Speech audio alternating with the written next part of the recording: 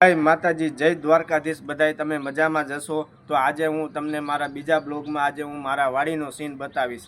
તો હાલો આપણે વાડીએ જઈએ। આ રસ્તો છે મારે વાડીએ જવાનો રસ્તો છે। અત્યારે હું વાડીએ જઈ રહ્યો છું। હવે હું તમને ડાયરેક્ટ સીધો હવે વાડીએ જઈને મળું। ચાલો વાડીએ।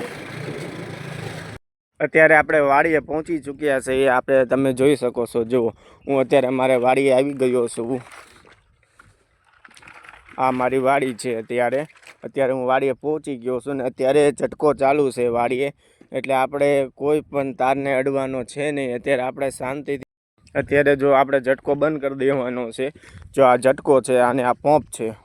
અત્યારે આપણે ઝટકો ચાલુ છે, આપણે એ ઝટકાને બંધ કરી દઈશું। અત્યારે આપણે ઝટકો બંધ કરી દીધો છે, એટલે હવે આમાં પાવર આવશે નહીં। આપણે છે ને ભેંસો હાટું હવે ઝાર વાઢવાની છે। ઝાર વાઢીને પછી છે ને હવે હું તમને પછી ઘઉં બતાવીશ। તો હાલો આપણે અત્યારે ઝાર વાઢી નાખીએ।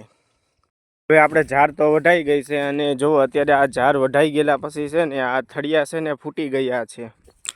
આ બધી છે ને ફૂટી ગયેલા થળિયાની ઝાર છે અને આ છે વાઢનું ખડ। આને કેવું કે આને 10-15 વાઢ આવે।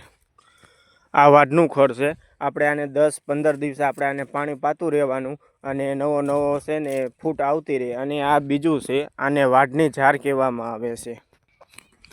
આ બધી વાઢની ઝાર છે અને આ બાજુ ઘઉં છે, લસણ છે, પછી મકાઈ છે, પછી ડુંગળી છે અને મરચી છે અને કોથમરી છે। જો અહીંયા મૂળા વતન છે।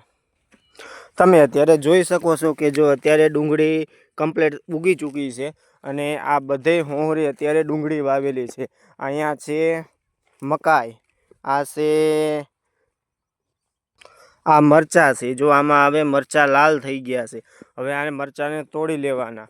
પછી છે ને આ બાજુ હવે આવી જાય છે ઘઉં છે, આ બાજુ લસણ છે અને આ બાજુ પછી છે ને ધાણા છે।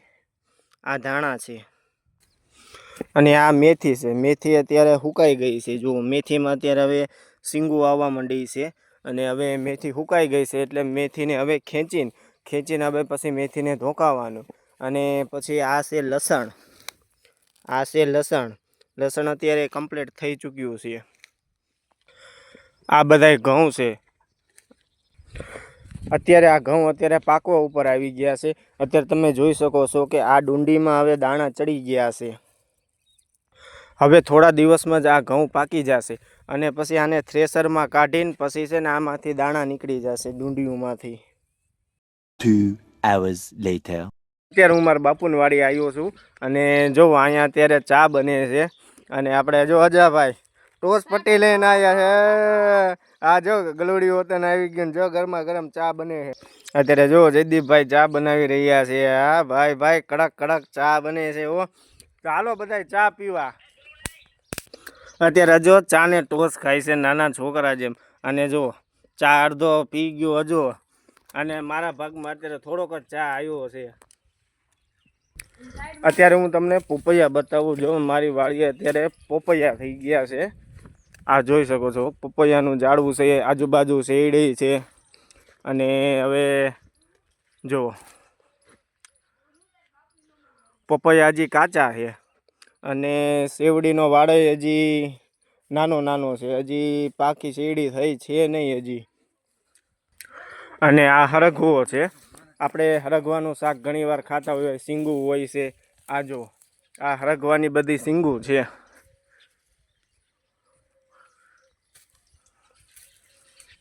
આ છે પાણીની કુંડી અને આગળ છે કૂવો।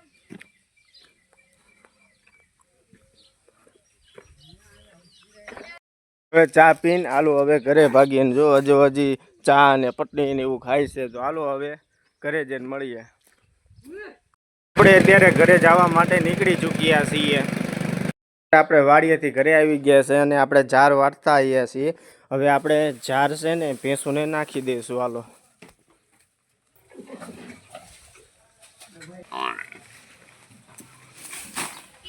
હું ઘરે આવી ચૂક્યો છું અને મારા આવા નવા વિડીયો જોવા માટે મારી ચેનલને લાઈક કરો, શેર કરો અને સબસ્ક્રાઈબ કરો। જય હિન્દ।